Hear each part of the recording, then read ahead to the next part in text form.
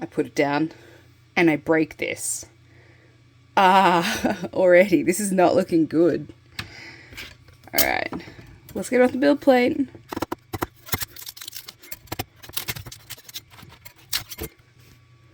Whoa.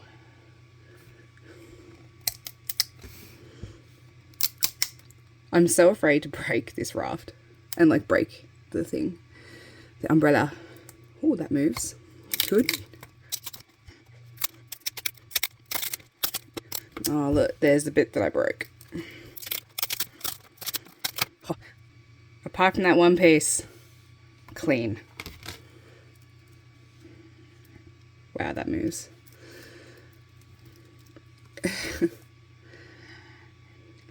This looks insane.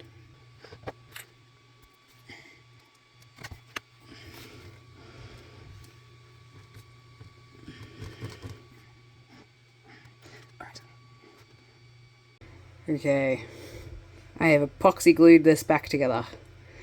Now, to put it on here, let's see if I'll break it again.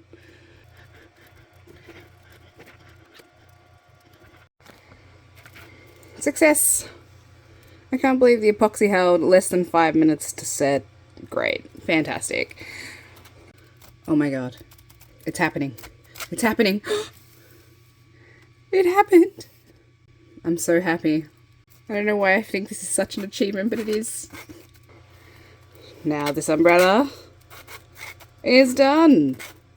It moves so well. I used a 0.6 nozzle and I didn't even print it at 0.2. I printed it at 0.3, I think, something like that. 0.28, I think.